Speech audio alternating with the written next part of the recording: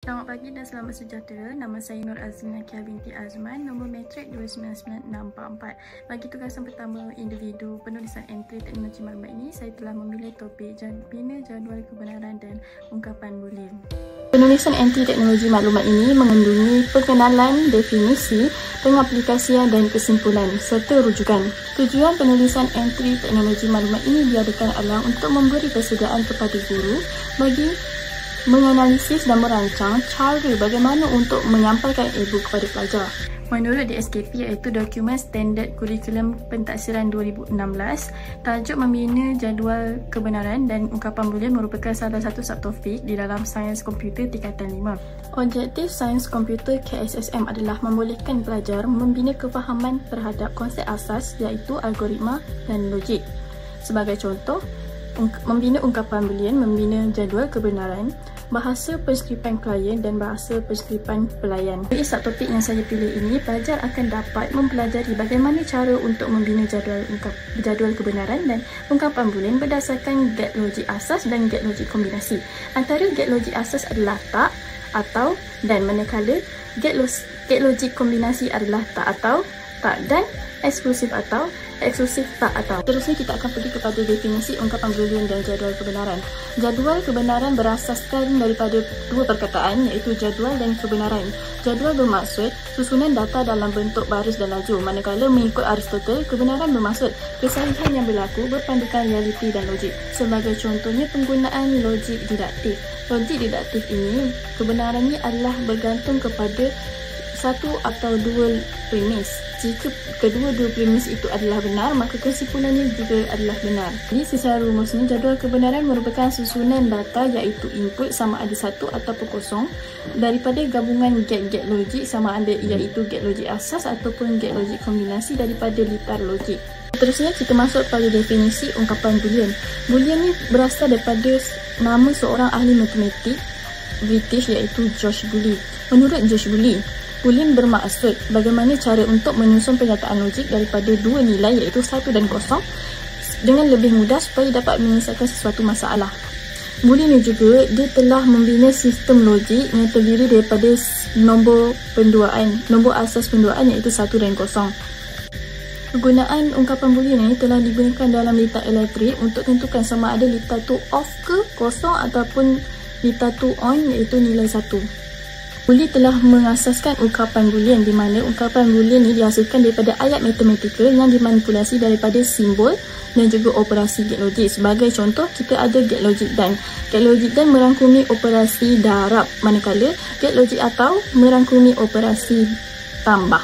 Seterusnya kita pergi kepada bahagian yang ketiga iaitu aplikasi subtopik dalam pembelajaran. Bagi subtopik ini, saya telah memilih pendekatan pembelajaran secara berpusatkan pelajar melalui strategi pendekatan berasaskan inquiry. Antara bahan-bahan dan alat-alat yang saya gunakan adalah video, papan putih mini, simulasi aplikasi Logic Link dan juga aplikasi gamifikasi Bluefit. Pembelajaran inquiry merupakan pembelajaran yang melibatkan penyiasatan secara aktif daripada pelajar. Fasa pembelajaran inquiry ini ada 5. Yang pertama adalah merangsang minat pelajar. Sebagai contoh, di dalam kelas, guru menyediakan satu video interaktif berkaitan dengan fakta-fakta atau konsep-konsep asas get logik. Daripada video itu, pelajar akan timbul persoalan, apa ni get logik? Oh, macam ni ke get logik? Pelajar ada rasa minat atau ada rasa untuk lebih mengetahui apa tu get logik yang sebenar. Fasa yang kedua adalah menjana hipotesis. Aktiviti yang boleh dilakukan oleh guru dalam fasa ini adalah sebagai contoh, guru memberikan kepada pelajar satu senario untuk pelajar menjana hipotesis secara berkumpulan seperti sebuah sistem keselamatan rumah hanya akan mengaktifkan penggera jika pintu terbuka atau pintu tertutup dan sistem dilaras ke mod aktif. Fasa yang ketiga adalah murid meneroka. Okey, berdasarkan senario yang diberi oleh cikgu tadi, pelajar kena terokai senario tersebut dan bincang dalam kumpulan untuk menyelesaikan masalah tersebut berdasarkan pengetahuan asas yang mereka dapat daripada video awal tadi. Fasa yang keempat adalah menguji, di mana pelajar diuji dengan pemberian senario tu untuk menyelesaikan masalah secara berkumpulan. Jawapan tu mestilah kena ada dalam jadual kebenaran dan ungkapan boolean. Fasa yang kelima adalah kesimpulan, di mana pelajar dikehendaki untuk menyimpulkan semua jawapan yang dapat daripada perbincangan tersebut dan jawapan tersebut hendaklah diberi dalam bentuk jadual kebenaran dan ungkapan boolean melalui papan mini dan juga aplikasi logik di simulasi. Fasa terakhir yang keenam adalah fasa penilaian dan refleksikan diri, di mana guru boleh membuat kuis interaktif, berteorikan gamifikasi menggunakan aplikasi Blueclass berkaitan dengan tajuk ungkapan boolean dan jadual kebenaran. Melalui aktiviti ini, guru akan dapat tahu maklum balas pelajar sama ada mereka faham atau tidak dengan aktiviti di dalam kelas. Dapat disimpulkan bahawa pembelajaran inquiry secara berkumpulan ini adalah berkesan kerana ia mempunyai 5 elemen penting di dalam pembelajaran abad ke-21. Yang pertama adalah komunikasi.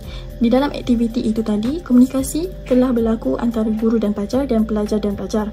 Yang kedua, kolaboratif. Kolaboratif pula, guru memberikan pelajar secara berkumpulan dan mereka perlu menyelesaikan masalah bersama. Dan ketiga adalah pemikiran kritis, di mana berdasarkan senario yang diberi oleh guru tadi, pelajar perlu terokai masalah tersebut secara berkumpulan.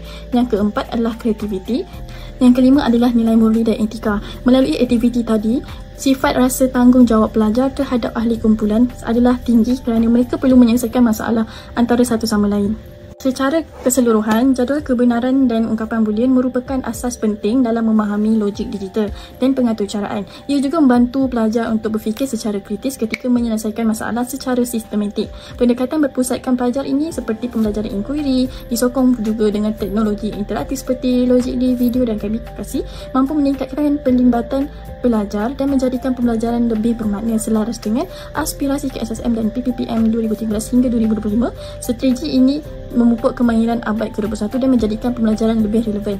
Oleh hal yang demikian, harapan saya sebagai seorang guru, kita hendaklah berdedikasi dan integriti pada masa akan datang dan berfikiran kreatif serta inovatif dalam merancang pengajaran yang berintegrasikan teknologi dengan pedagogi secara aktif, serta menjadi ejen perubahan dalam membentuk pelajar yang celik dengan digital dan berfikiran kritis serta bersedia menghadapi cabaran masa hadapan.